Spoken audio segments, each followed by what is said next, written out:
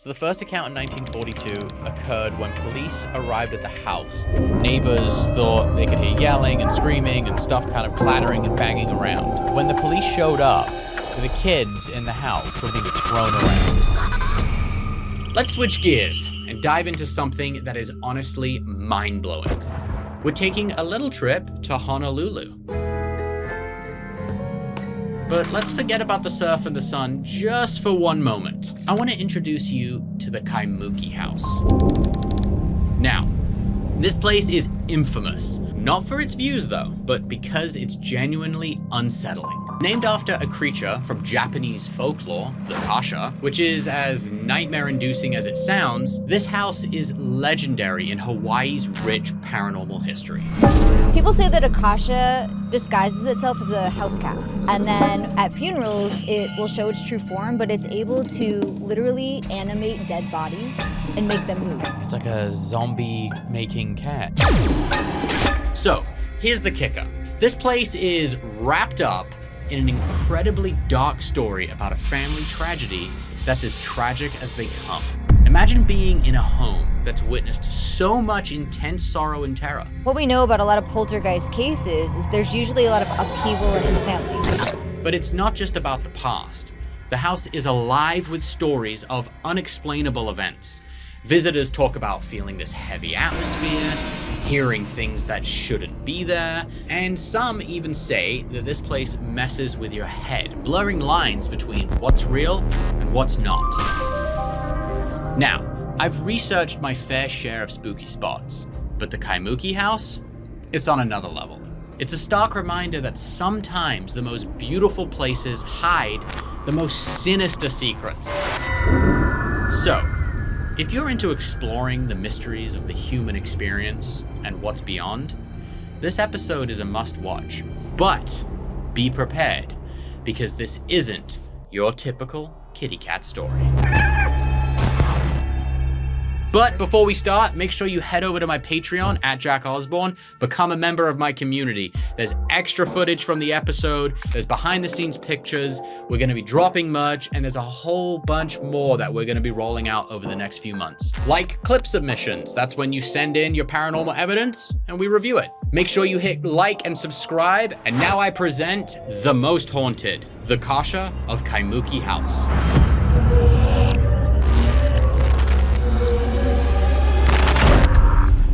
Hey, what's going on? I'm Jack Osbourne. I'm Cindy Kaza. Welcome to this very special episode. Cindy and I are going to be breaking down some of the most famous haunted / paranormal cases out there. We're going to be diving into the Kasha of Kaimuki House. Yeah, this is an interesting one.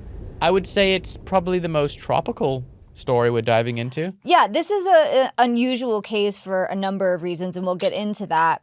But from what I've heard from, paranormal investigators and people that I know that have lived in Hawaii, you don't want to mess with the spirits in Hawaii. Some powerful spirits, a lot of vortices, right? There's a lot of energy, a lot of land spirits, so... Yeah, I've always heard that. I remember being a kid going on vacation to Hawaii. My parents would put me in the Hotel Kids Club. One day, the kids counselor or whatever told just all these crazy Hawaiian ghost stories, and I was scared shitless. Yeah.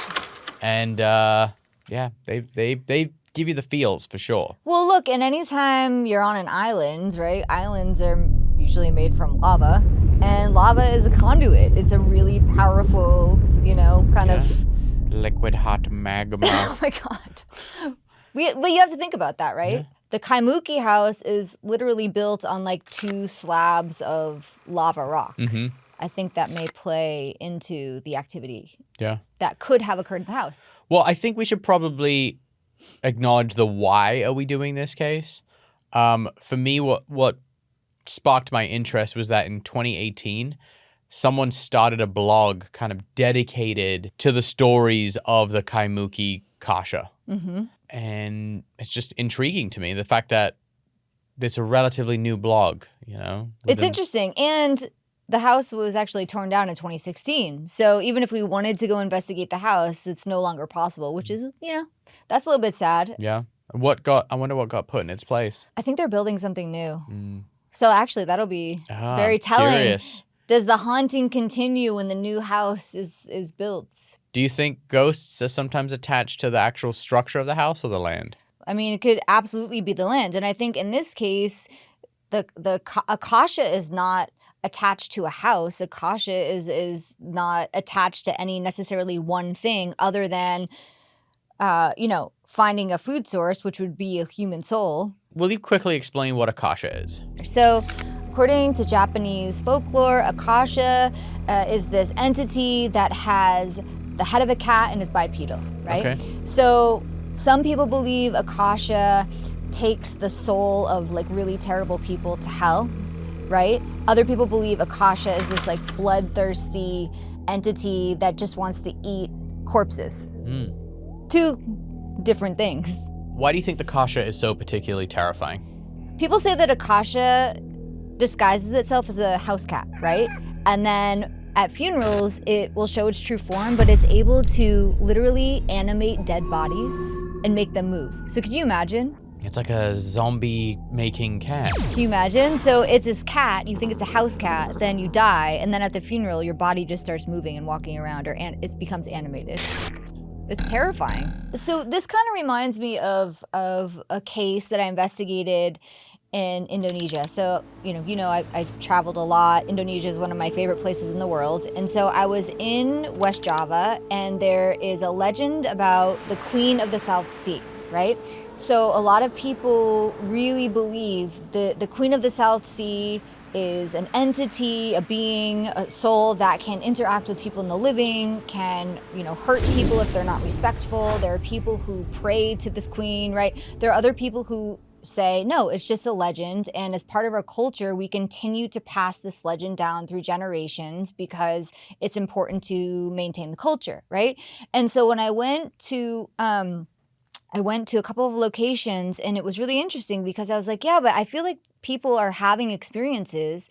But my question was, are they having experiences with the actual Queen of the Sea, or is something else, another entity that's an opportunist using the legend, the myth, and the belief to jump in and create problems for people? Interesting. So it's that people are creating hauntings by assigning an identity to something that they just assume that's what it is. Right. Or they're right. And the spirits are maybe like, oh, so they think it's that great. I'm going to jump right in there. It's kind of like the Slenderman phenomenon. No one had ever seen a Slenderman. It wasn't a thing. And then someone wrote a story, put it on Reddit, and then everyone started seeing a Slenderman. I mean, it's something to think about because I really believe that our belief systems, how we've been socialized, like it will impact our experience with the spirit world. So if you grew up believing in angels and demons, then that's going to be your experience. If you grew up not believing in angels and demons, but maybe something else or energies, you might feel a similar frequency, but call it something different, right?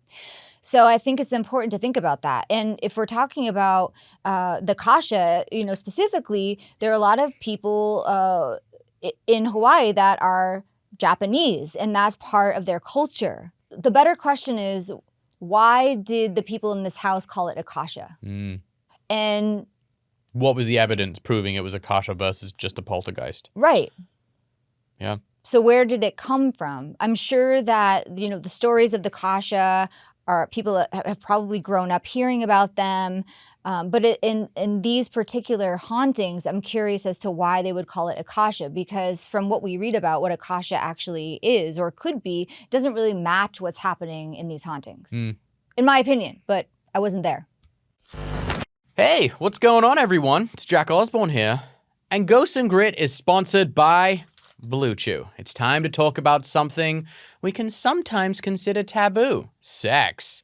Do you remember the days when you were always ready to go? You know what I'm saying? Well, those days are back. Listen up. It's BlueChew.com. Blue Chew is a service delivering chewable tablets with the same active ingredients as Viagra, Cialis, and Levitra, and can be taken anytime, day or night. You sign up at BlueChew.com, chat with a licensed medical provider, and once approved, you'll receive a delivery within days. Wham, bam, thank you, ma'am. It is that simple. And boy, does the endless fun just keep on coming. You know what I'm saying? We've got a special deal for our listeners. Try Blue Chew free when you use our promo code GHOSTS at the checkout. Just pay $5 in shipping. That's bluechew.com, promo code GHOSTS to receive your first month free. Visit bluechew.com for more details and important safety information. And we thank Blue Chew for sponsoring the podcast. Nom nom nom nom nom nom nom. Doing. Well, let's talk about the legend, though. So it's rumored that a father went on a rampage while living on this property, killed his 2 kids and his wife. The bodies of his wife and son were found on the property, but yet the daughter, her remains were never recovered. So the second part of the story is there was a lesbian couple that lived at the house. One of the women became involved with a man. The man discovered his girlfriend's secret and killed both women and himself, supposedly on the property. But the thing is, like, supposedly, you would think that in both of these cases, there would be some record. There is no record. There is no news articles. There is no police records. Nothing. That seems highly unlikely. I mean, that's exactly what I thought. But that's not to say that there can't still be paranormal things that occur. I agree. I 100% agree. So I think again, it's important to think about, like, where did the legend come in and why? There's more to that story. Sure. What do you think possibly could have attracted this Kasha of Kaimuki to the house in Honolulu? If this, in fact, is a Kasha, we can start with case 1 where the father murdered the whole family. Maybe the Kasha saw that the father was just like a bad guy, was ready to like take his soul to hell if something happened, and the Kasha was already around him. Right? That's one idea. The other idea could be that the Kasha was around and influenced him to commit these horrible crimes, so it had something to eat. Mm. And then we can say, like, okay, maybe the Kasha stayed at the location. I mean, I have no idea. As far as the legend goes, I don't understand why a Kasha would stay in a house for that long after it's already eaten or taken the soul to hell. What are your thoughts on that? I am curious if, like, in Japanese lore, if a Kasha can be conjured. Oh, interesting. Yeah. And is there someone or something that is pulling it into this house? Mm-hmm. I think, well, actually, it probably would be a good time to dive into what the actual reports are of this entity and why people think it is a Kasha. Yeah. So the first account in 1942 occurred when police arrived at the house. They had received a call that there was some kind of domestic abuse battery going on. They knocked on the door.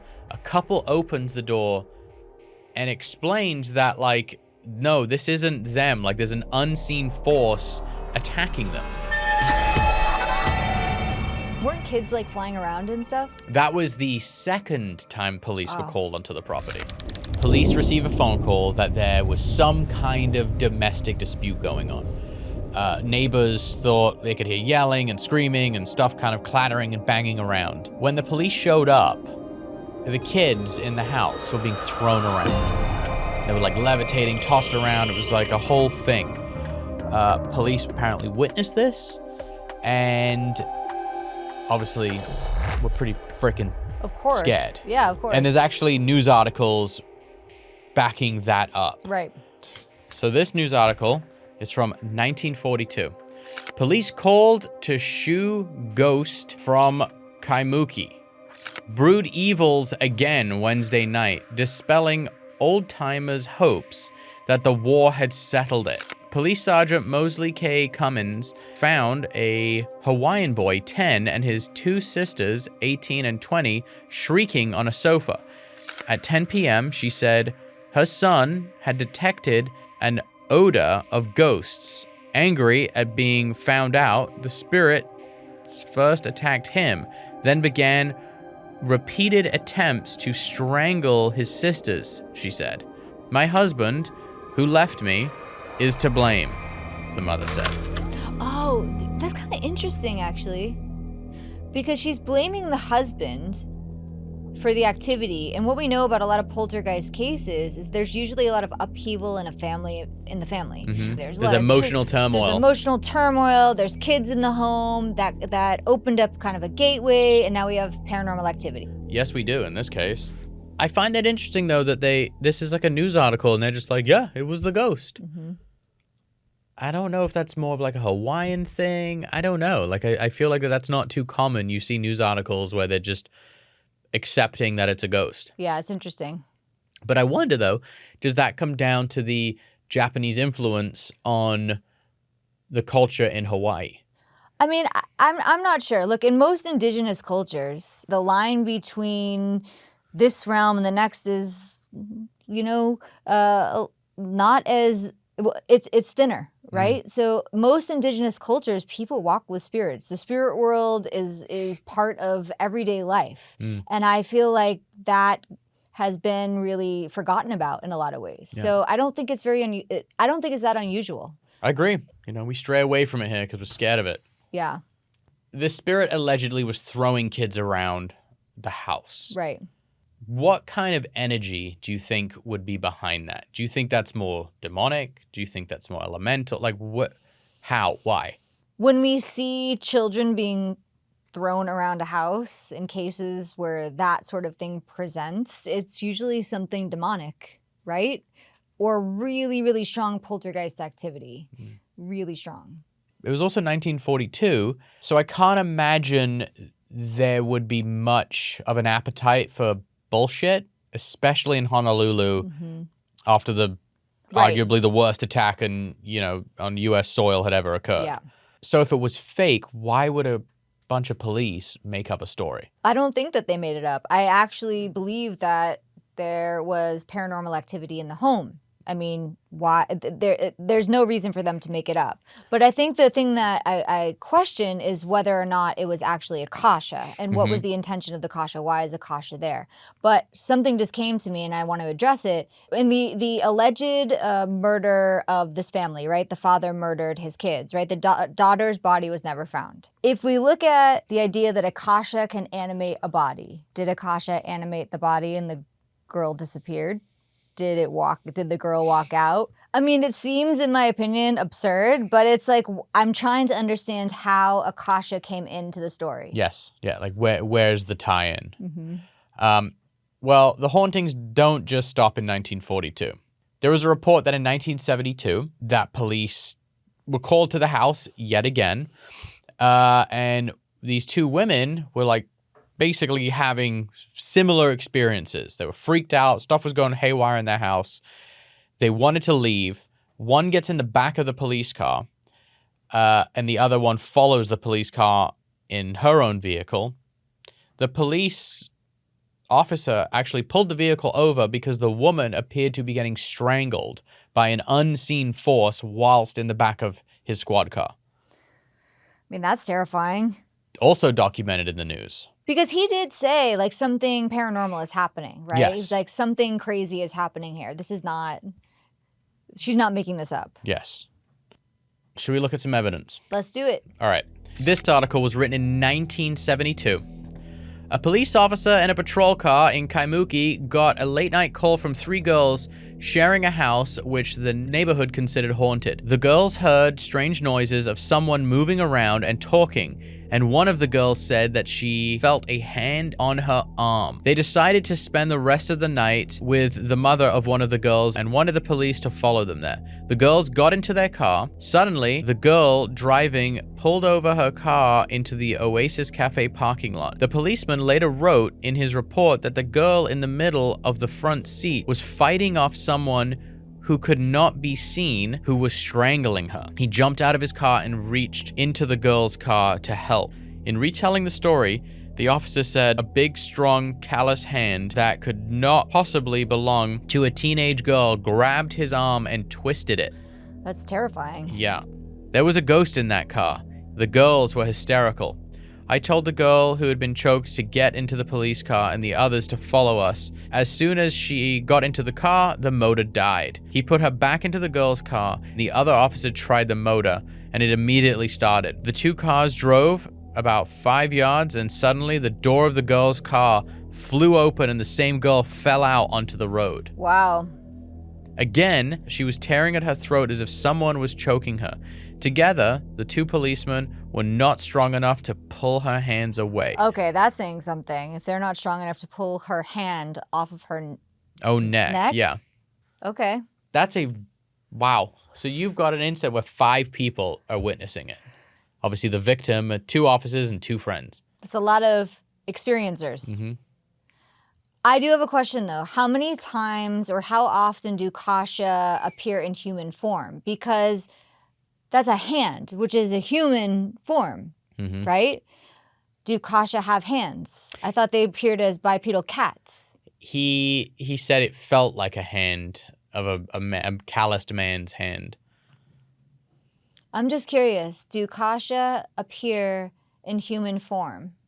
Is that something that's been recorded in these types of hauntings? Nothing that I've seen. They always look kind of cryptid-esque. I go back to the idea that maybe Akasha is there carrying these souls that are really pissed off or on their way to a bad place on the other side, because I don't think Kasha appear in human form. And they're describing a human hand or a calloused hand of a man. How is that Akasha? What would drive a spirit to strangle a woman? I think in this case, we could look at the 2 alleged accounts of men murdering women. We could have had one of those men in the house, acting out again, trying to strangle a woman again, right? Stuck in a loop. Maybe just hates women.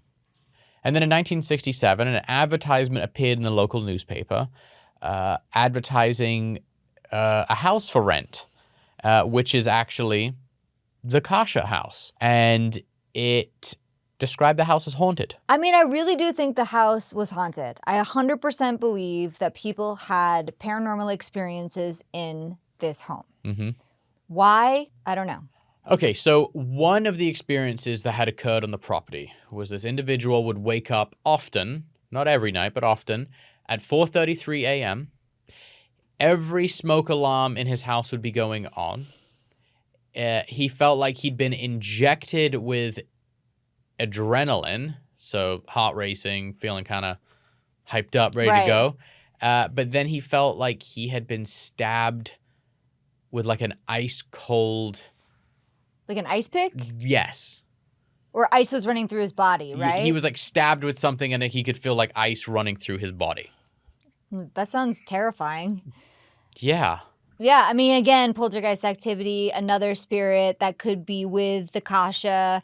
A lot of people will say they wake up at the same time, and that they feel cold or change in temperature. Then we have the fire alarms going off. And if these murders actually happened, the alleged murders that we don't know, right? But if they happened, maybe that was the time they happened.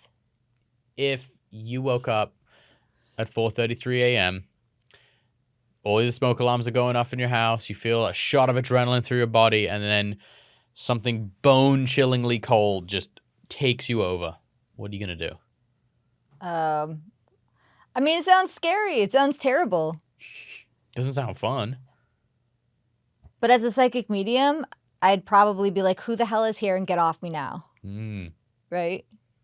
To me, this just screams poltergeist. Everything about it. There's always kids involved or young women, common in poltergeist cases. The types of things that were occurring, people being thrown around, objects being moved, hearing, walking, noises. It's all the markings of every poltergeist case I've ever read about. I totally agree. And, the Kasha is known to have this fire element, and there was nothing with fire, right? In any of these cases, nobody felt hot, nothing caught on fire, nobody even saw a Kasha. Everything was just things moving around. Well, that's the big thing. No one has ever said they saw a Kasha.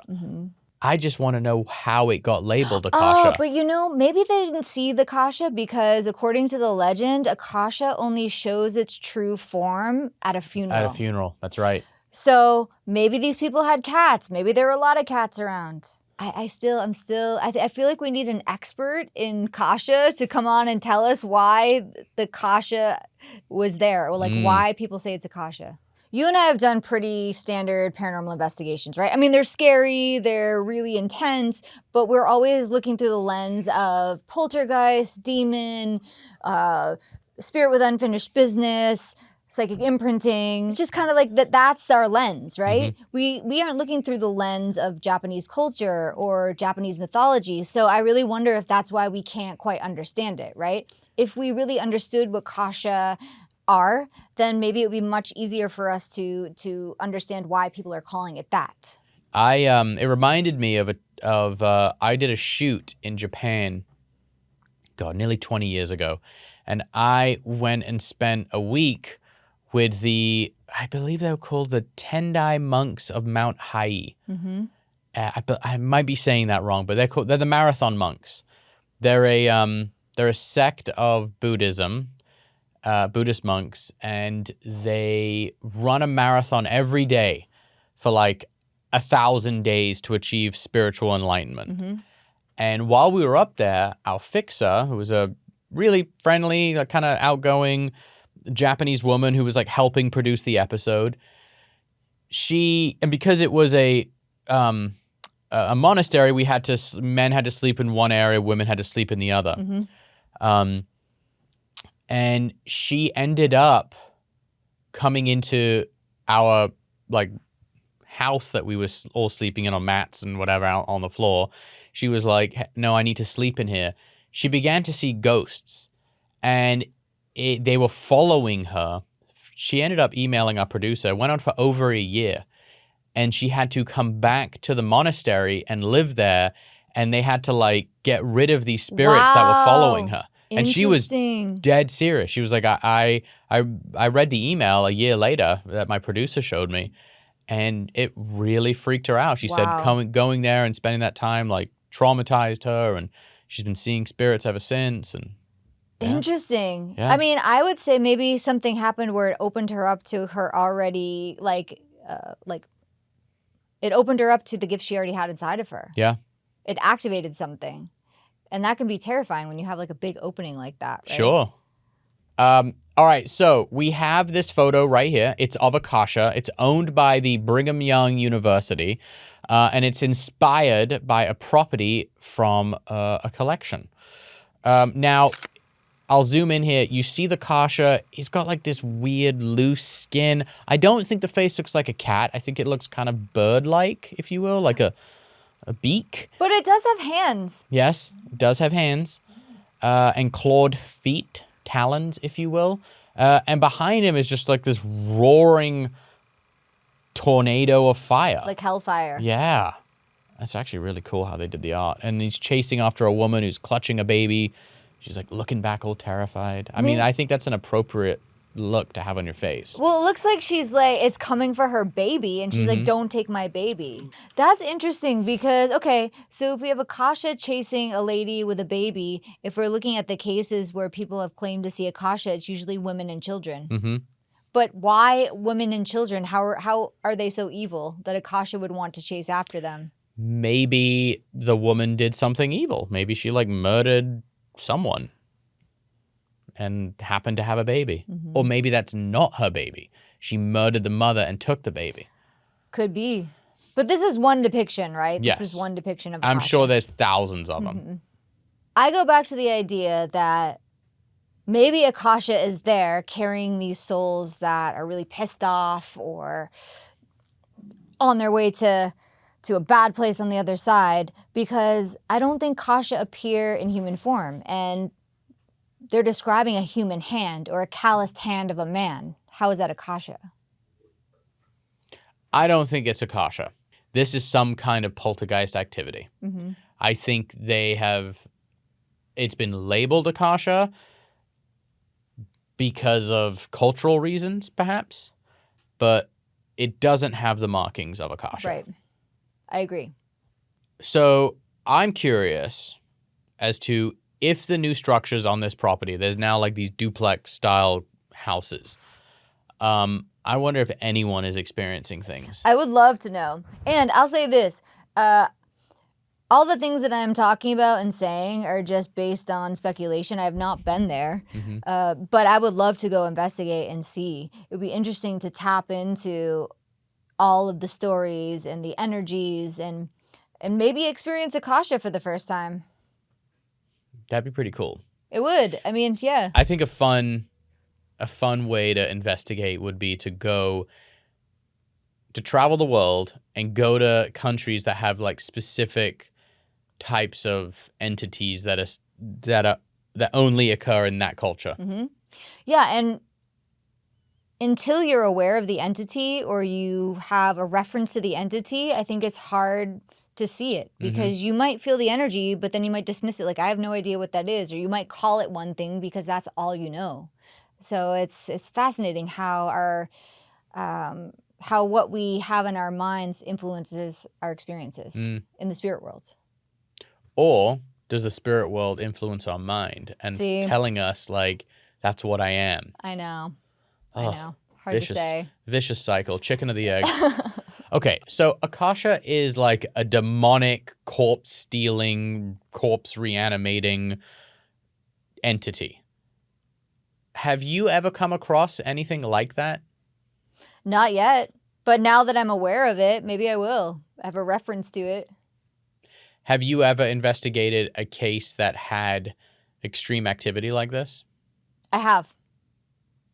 I'm trying to think of which one. I mean, we've done so many in Holzer Files, Dead Files. Bobby Mackey's is not that bad, though, right? It's not really like that. Yeah. I mean, I'm trying to think which case I've done where it got, like, violent. And, maybe not that bad where there's, like, kids flying around. I don't know. No, I haven't. Poltergeist activity, yes. I've investigated cases with extreme poltergeist activity that the families experienced. I personally didn't experience it myself during the investigation, but I have not experienced a case where children have been recorded as flying around a room. I mean, it's scary. I mean, the anything with kids, I think, makes something even more terrifying. To think that innocent kids can be affected in this way is awful, and it happens in a lot of these cases. The souls are the ones doing the hauntings. Right. Maybe. The Kasha's there just trying to drag them down to hell. The Kasha's probably super excited, like, oh, look, I'm gonna drop these souls here and bad things are gonna happen and maybe some people will die and then I get to eat dinner and animate some bodies at their funerals. So my theory on this case is that it is less a Kasha and more a poltergeist. However, whatever this poltergeist is incredibly powerful. It has the ability to leave the house. We've got some seemingly legit eyewitness accounts. And so I don't think this is a nothing. I agree. I don't think it's a nothing either. I definitely think that paranormal activity occurred. It could possibly still be occurring. Got to go check it out. If I were to slap a Woogie Boogie scale on this, I would put this at like a 7. Yeah, me too. Like, because you've got whatever this thing is, whether it's a Kasha, a poltergeist, a fucking demon, whatever, it's being physical. It's throwing people around. There's like oppression and suppression going on in the household. And then it followed a woman in a vehicle and like choked her out. Yeah. Scary. Yeah. 7. I say 7 too. 7 or 8. Yeah. With you. A strong 7 easily. All right. With that being said, that's it, folks. Thank you for watching. If you're on YouTube or Rumble, please make sure you like and subscribe and follow us. Turn on your notifications as well, because that's always cool. And for our Patreon folks, please stick around because we've got some special Patreon questions and some behind-the-scenes stuff for you. So check it out. As we leave the haunted Kaimuki house behind us, let's not forget that some stories, especially the scary ones, stick around. They're out there in the dark, holding secrets we might never fully understand. So, until we dive into the next adventure, keep the light on and stay alert. Because, believe it or not, there could always be something lurking in the shadows. Stay safe, and see you next time.